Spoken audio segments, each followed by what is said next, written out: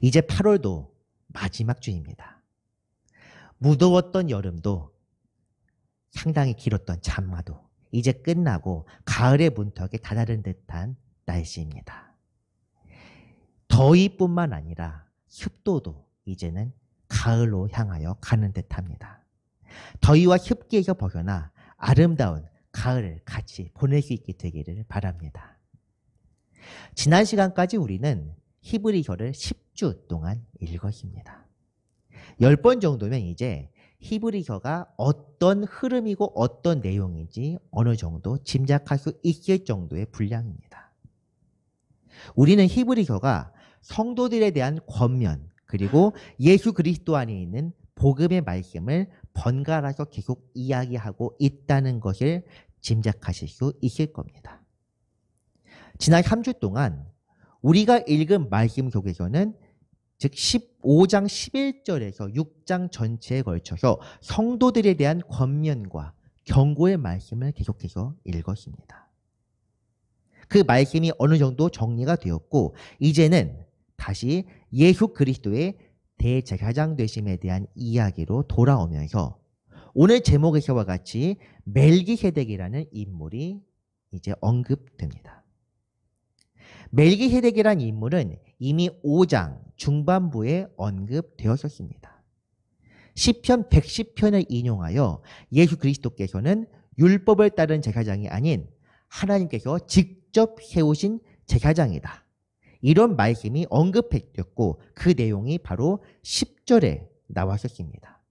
히브리서 5장 10절 내용, 하나님께 멜기세덱의 반차를 따른 대제사장이라 칭하심을 받으셨느니라는 말씀입니다.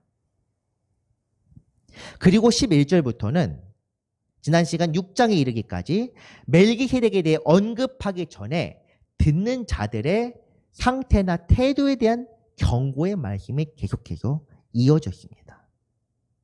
오늘 말씀은 그러므로 지금 읽었던 히브리서 5장 10절을 받고 거기서 이어지는 말씀입니다. 오늘 말씀 속에서 멜기세덱의 인물이 왜 언급되었는지 그리고 이 사람이 어떤 인물인지 성경에서 어떤 중요한 역할을 했었는지 말씀 속에서 찾아보고자 합니다. 죄송합니다. 먼저 멜기세덱은 왕이면서 제사장입니다. 오늘 말씀 1절 7장 1절 말씀을 보면 이렇게 나와 있습니다. 이 멜기세덱은 살렘 왕이요 지극히 높으신 하나님의 제사장이라. 여러 왕을 쳐서 죽이고 돌아오는 아브라함을 만나 복을 빈 자라.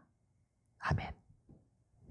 이 왕이면서 제사장이라는 것은 정치적인 지도자 그리고 동시에 종교적인 지도자라는 의미입니다. 물론 고대 사회에서는 이런 경우가 상당히 흔한 경우입니다. 아브라함과 같은 족장 시대에는 말할 것도 없습니다. 특히 아브라함 같은 경우도 족장이면서 사실상 제사장의 역할을 겸하고 있었습니다. 히브리 민족 역시도 종교적인 지도자가 정치적인 지도자를 겸하는 경우가 몇 번 있었습니다.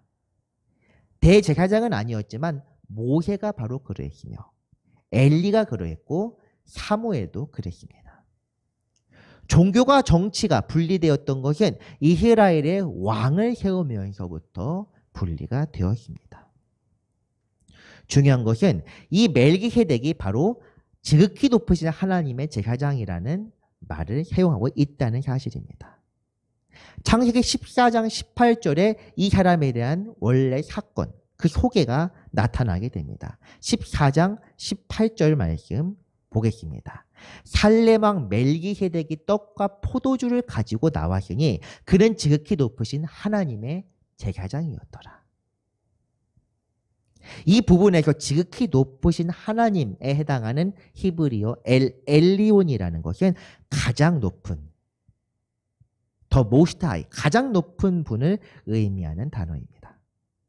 즉 여러 신들 중 하나가 아닌 신들 중의 신이요 왕 중의 왕인, 더욱이 가나안의 최고 신인 엘이라는 표현도 같이 사용하고 있습니다. 이 엘은 하나님이라고 불리는 그런 일반적인 명사인데 당시에 가나안의 최고신을 나타내는 고유 명사로도 사용되었습니다. 이 엘이라는 존재는 가장 높은 신 그리고 성경에서는 하나님을 가리키는 표현으로도 사용되었던 것입니다. 이때는 아직 여호와란 이름으로 히브리 사회에 하나님 자신을 드러내기 전의 일입니다. 물론 창세기 1장, 2장 이런 때부터 여호와 하나님이라는 표현이 나와 있긴 합니다. 하지만 이때는 아직 여호와라는 표현을 사용하기 전입니다. 그리고 아브라함으로 하나님께서 아브라함을 계명해 주시면서 이스라엘 민족에 관한 최초의 언약을 세우기도 전의 일입니다. 최고신의 이름을 여호와 혹은 주님 이런 표현을 쓰는 것이 아니라 엘이라고 불렀던 그런 때입니다. 그때 이미 신들 중에 신을 모시는 제사장이자 왕이 있었고 그 왕이 직접 찾아와서 일개의 족장에게 축복을 내린다는 것. 이스라엘 중심의 세계관을 보이는 구약 성경 전체를 봐도 이런 장면을 쉽게 상상하기가 어려운 일입니다. 하지만 냉정하게 생각해 봅시다. 이 사람들 모두는 곧 아담의 후예들입니다. 가인의 후예일 수도 있고 그리고 노아의 세 아들 중에서 그리고 바벨탑 사건 이후에 민족은 계속 흩어지고 널리 퍼져나가서 자신들의 나라를 세웠습니다. 그 나라들이 어떻게 어느 자손으로부터 나왔는지 성경에서는 다 기록하지 않고 있습니다. 그 중에서 하나님, 즉 창조주를 섬기는 최고신 하나님을 섬기는 종교 국가가 하나쯤 등장해도 사실 이상하지는 않은 일입니다. 더욱 흥미로운 점은 족장 시대에서는 성전이나 성막이란 개념 자체가 아직 있기 전입니다.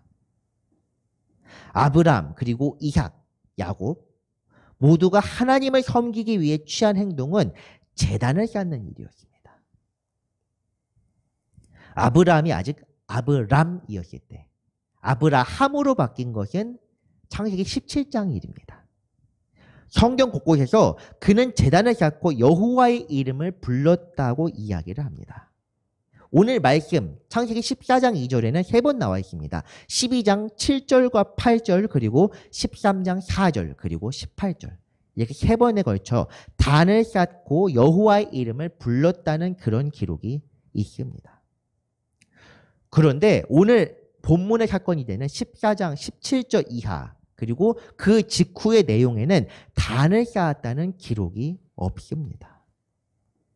이 사건은 제사장인 멜기세덱이라는 사람이 와서 떡과 포도주를 들고 와서 아브라함에게 축복하고 그가 10분의 1을 멜기세덱에게 주었다는 이야기로 끝이 납니다.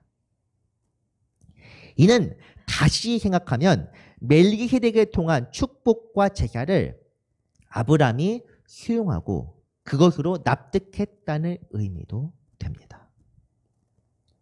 평소와 같이 이전하거나 혹은 이주하거나 혹은 승리하거나 아브라함은 항상 단을 쌓고 하나님의 이름을 불렀었는데 그것이 아니라 떡과 포도주를 들고 방문한 멜기세덱의 축복을 받아들이고 그에게 헌물을 바쳤습니다. 히브리서는 이 말씀을 인용하고 있습니다. 멜기세덱은 특별한 하나님의 제사장이라는 것을 강조하기 위해서 이 부분을 인용합니다. 이방 나라의 이방 사람인데 이방인인데도 이스라엘 조상 아브라함의 인정을 받은 제사장. 이 사람이 바로 멜기세덱입니다. 그리고 히브리어로 코헨이라고 부르는 이 제사장이라는 표현이 처음 등장하는 부분도 바로 이 14장 멜기세덱에 관한 이야기입니다. 다음 시간에는 레위 계통의 율법 아래에 있는 제사장과 비교하기 위해서 멜기세덱이 드러나는데 이 부분은 다음 시간에 더욱 더 말씀드리고자 합니다. 2절 말씀으로 이어집니다. 그의 이름 그리고 그의 지역, 그가 어떤 사람인지에 대한 말씀이 좀 더 이어집니다. 7장 2절입니다. 아브라함이 모든 것의 10분의 1을 그에게 나누어 주니라. 그 이름을 해석하면 먼저는 의의 왕이요. 그 다음은 살렘 왕이니 곧 평강의 왕이요. 아멘. 의의 왕이라고 하는 것은 무슨 의미냐 하면 히브리어로 왕이 멜레크라고 합니다. 멜레크. 그리고 의는 제덱입니다. 번역 과정에서 이름이 조금 바뀌기는 했지만 이 사람은 히브리어 거기 원문에서 읽으면 말키제덱입니다. 즉 왕과 의를 합친 그런 이름입니다. 의의 왕이란 뜻입니다. 살렘이라고 또 나와 있는데 지금의 세켐 지역 그리고 예루살렘 지역 이 둘 중에 하나일 것이라는 의견이 가장 주를 이루고 있지만 이 단어는 히브리어 원문에서 읽으면 샬렘입니다. 살렘이 아니라 샬렘, 즉 샬롬에서 파생된 단어입니다. 우리가 샬롬은 무슨 뜻인지 충분히 잘 알 것이 생각합니다. 평강 혹은 평안이라는 의미를 지닌 그 샬롬입니다. 그렇다면 이 의의 왕이자 또 평강의 왕이라는 그 의미는 바로 멜기세덱의 이름 그리고 나라를 의미하는 표현입니다. 3절로 이어지는 말씀에서는 출신 그리고 계통에 대한 그런 추가적인 설명이 나옵니다. 아버지도 없고 어머니도 없고 족보도 없고 시작한 날도 없고 생명의 끝도 없어 하나님의 아들과 닮아서 항상 제사장으로 있느니라. 이 표현에 대해서 상당히 무슨 뜻이지 할 생각을 갖고 있는 분들이 많을 것입니다. 근데 우리는 이때 당시에 유대 당시의 어떤 가치관이나 생각을 한번 들여다볼 필요가 있습니다. 멜기세덱이 성경에 등장하는 부분은 바로 창세기 14장 18절에서 21절까지가 끝입니다. 갑자기 나와서 축복하고 11조를 받고 호련히 사라집니다. 유대 사람들은 성경을 하나님의 말씀으로 알고 있고 또한 우리도 그 그리스도의 전통을 받은 우리 역시도 성경을 하나님께서 성령의 인도하심으로 기록되었다는 것을 믿고 살아가는 사람들입니다. 유대 사람들은 특별히 성경에서 특별하게 등장한 인물들은 그에 대한 출신이나 그에 대한 족보가 반드시 기록되어야 한다고 그렇게 생각하는 그런 가치관이 있었습니다. 그렇기 때문에 역대기나 아니면 창세기의 내용들을 보면은 유대 히브리 민족이 아닌 다른 민족들의 족보도 상세하게 기록이 되어 있습니다. 에서의 집안일 뿐만 아니라 에서가 다스리는 에돔 땅의 옛날 왕들까지 기록되어 있는 이유가 바로 그렇습니다. 그런데 오늘 본문 샬렘 이 지역에 대한 언급은 오직 창세기 14장에만 나와 있습니다. 그가 셈족인지 야벳족 속인지 함족 속인지 혹은 가인의 계통인지 언급 자체가 아예 없습니다. 조상이 누구인지 그리고 그 이후에 어떻게 되었고 이 소돔과 그쪽 지역에서 나타났던 큰 전쟁 이후에 그 나라의 결국이 어떻게 되었는지도 아예 나와 있지 않습니다. 말 그대로 자취를 감춰버립니다. 우리가 알 수 있는 것은 이 살렘 왕국이 전쟁에서 같이 싸웠다는 언급이 없으므로 소돔 지역의 동맹은 아니라는 것. 그리고 살렘 지역이 아브라함이 거주하던 지역 근처였기 때문에 아브라함을 아마 족장으로서 알고 있었을 것이라는 국가라고 추측할 수 있을 뿐입니다. 그게 전부입니다. 히브리서에서는 이 점을 들어서 시작과 끝이 불분명한 인물, 즉 하나님의 아들과 닮은 자라고 이렇게 해석하고 있습니다. 우리의 생각에서는 이거 상당히 억지처럼 들립니다. 왜냐하면 우리의 역사책들은 기록되지 않은 역사가 훨씬 많은 것을 이제 다들 받아들이기 때문입니다. 하지만 성경은 그렇지 않습니다. 특히 성경을 하나님의 말씀과 계시를 받아 기록했던 히브리 사람들은 더더욱 그렇습니다. 아무리 수치스럽고 부끄러운 일일지라도 필요한 것들은 전부 다 기록하며 기록할 가치가 없는 것들은 아무리 중요한 일이라도 빼버리는 그것이 바로 성경입니다. 하나님의 철저의 역사하심 구속의 그 은혜를 따라서 기록된 책이 바로 성경입니다. 그렇기 때문에 성경 말씀의 맥락이나 혹은 그 중요한 의미를 품고 읽어야 한다는 것이 이 다음 문장을 바로 읽어보면 그러합니다. 항상 제사장으로 있느니라는 표현입니다. 이 사람은 왕이면서 제사장입니다. 살렘에서 정치적으로나 종교적으로 권력 구도에 종속되지 않는 유일한 사람입니다. 평생 하나님을 섬기며 또한 하나님을 섬기는 방식대로 나라를 통치할 수 있는 사람입니다. 창세기에서 나타나는 모습 또한 굉장히 특이합니다. 전쟁을 마치고 전리품을 나누는 중에 제3의 국가가 찾아온다는 것은 보통 중재를 위해서 오는 경우가 대부분입니다. 그런데 이 왕이 직접 찾아오면서 이 왕은 중재를 위해서 오는 것이 아니라 떡과 포도주를 들고 제례를 행하기 위해서 찾아옵니다. 이런 장면을 볼 때 우리는 이 사람이 국가 간의 관계를 생각하는 것이 아니라 제사장으로서의 역할을 위해서 이 자리에 왔다는 것을 알 수 있습니다. 정치적으로나 종교적으로 하나님의 말씀에 따라 계시에 따라 움직이며 또한 활동할 수 있는 정치적인 지도자. 이는 성경에서 혹은 역사적으로도 거의 흔한 일이 아닙니다. 보통 아무리 종교와 정치가 하나가 되는 재정일치 사회라고 하더라도 대부분의 경우는 종교가 정치에 종속되는 경우가 많습니다. 종교를 이용하여 왕은 신의 아들이다 이런 식으로 활용되긴 했어도 왕이 정치적인 목적이 아니라 종교적인 이유로 다른 나라 국가들 간에 관여하는 경우는 찾아볼 수 없는 일입니다. 하지만 우리가 생각해 볼 수 있는 한 가지 하나의 나라가 있습니다. 바로 마지막 때에 그리스도께서 하나님의 말씀대로 통치하시는 장면이라면 그런 나라라면 가능합니다. 이제 두 번째 이야기입니다. 멜기세덱은 그 스스로도 존귀한 자이며 존중받을 자격이 있는 사람입니다. 4절 이하, 7장 4절 이하의 말씀은 멜기세덱이 어떤 사람인지, 멜기세덱이 어떤 존재인지에 대해서 이야기를 하고 있습니다. 4절부터 7절까지의 말씀 한번 보겠습니다. 이 사람이 얼마나 높은가를 생각해보라.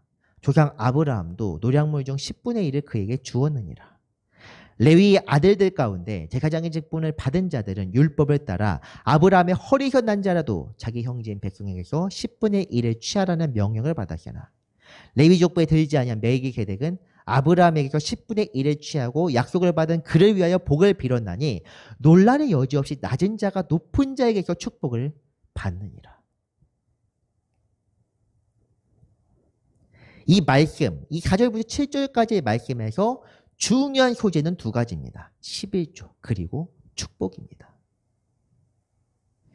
레위 족보뿐 아니라 동족도 아니며 이방인의 왕이었던 멜기세덱이 히브리 민족의 믿음의 조상 아브라함에게 축복하고 그에 대한 대가로 11조를 받았다는 것. 이것 자체가 이미 영적으로 아브라함이 멜기세덱에게 더 종속되었다는 것을 보여주는 것입니다. 왜 아브라함이 멜기세덱에게 받은 전체 11조를 드렸을까요? 이것은 멜기세덱의 축복을 인정하는 중요한 의미를 품고 있습니다. 이웃 지역의 왕이라서 공손하게, 겸손하게 그리고 공물을 바쳤다는 개념이 아닙니다.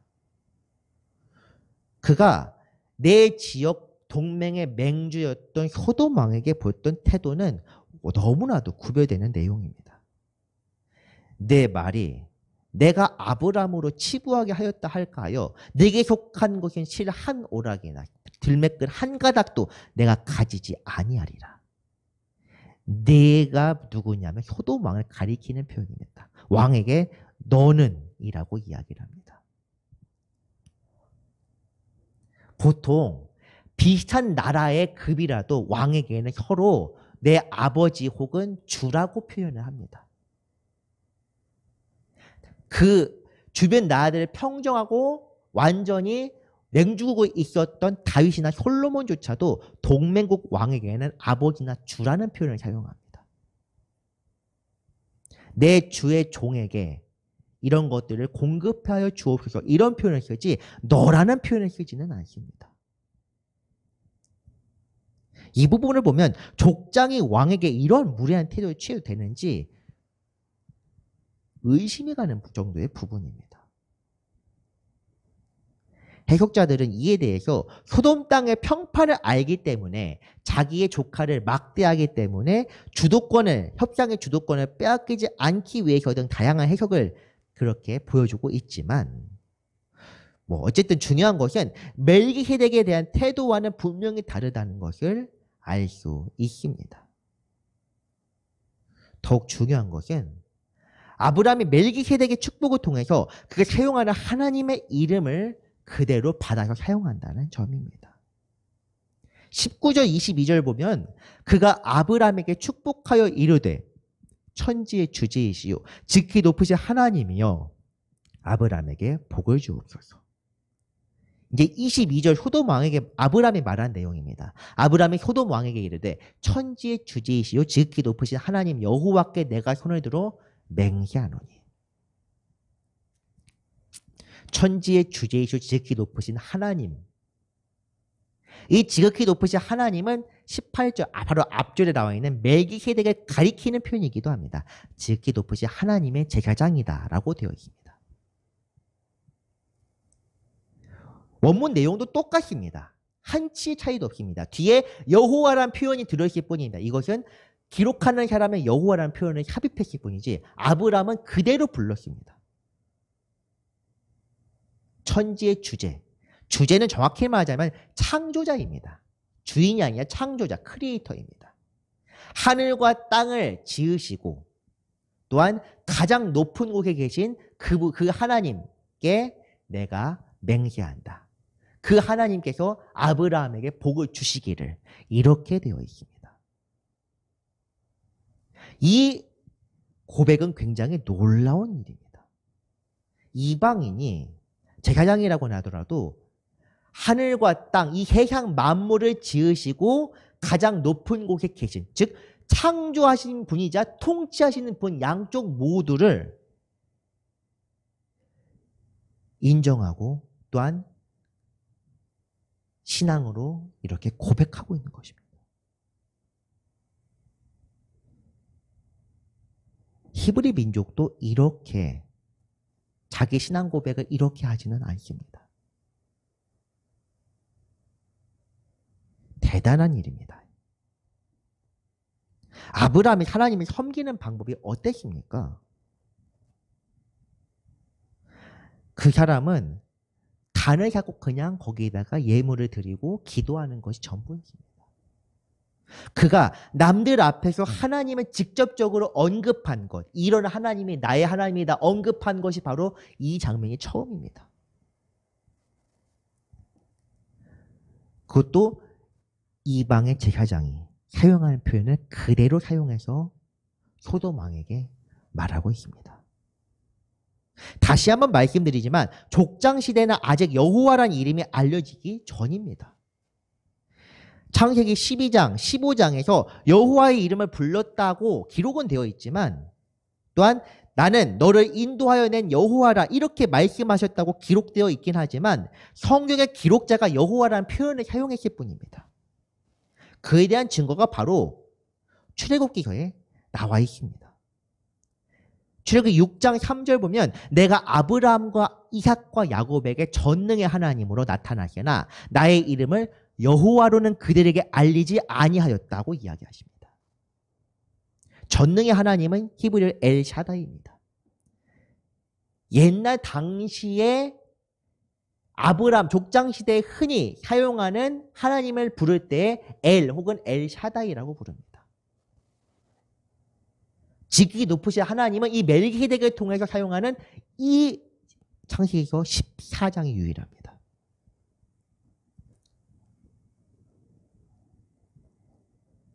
혹은 아도나이, 주님이라고도 부르는데 지극히 높으신 하나님은 이 멜기세덱이 처음으로 사용하는 표현입니다. 아브라함이 멜기세덱의 축복을 받은 후 그가 사용하는 하나님의 이름을 그대로 사용한 것은 멜기세덱의 축복과 그분의 신앙을 자신의 것으로 받아들였음을 상징적으로 나타내는 사건입니다.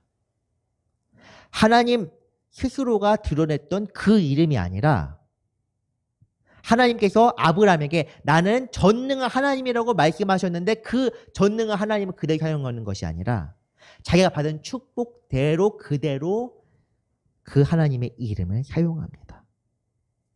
이것을 통해서 멜기세덱이 아브라함에게 존경을 받았다는 것이 확실하게 드러납니다. 이제 8절로 이어집니다. 히브리서 7장 8절 말씀. 또 여기는 죽을 자들이 10분의 1을 받으나 저기는 산다고 증거를 얻은 자가 받았느니라. 죽을 자들은 곧 레위 자손입니다. 율법의 규례에 따른 제사장의 계보를 가리키는 말입니다. 이 사람들은 시작도 없고 끝도 없는 멜기세덱 그리고 예수 그리스도와 구별되는 사람들입니다. 10분의 1에 대해서 잠깐 이야기하자면 우리가 생각할 것이 11조는 제사장과 레위 자손에게 주어지는 일종의 헌물입니다. 그들의 수고에 대한 대가를 지불하는 것입니다. 민수기서 18장 내용 보면 내가 이스라엘의 11조를 레위 자손에게 기업으로 다 주어서 그들이 하는 일, 곧 회막에서 하는 일을 갚나니라고 되어 있습니다.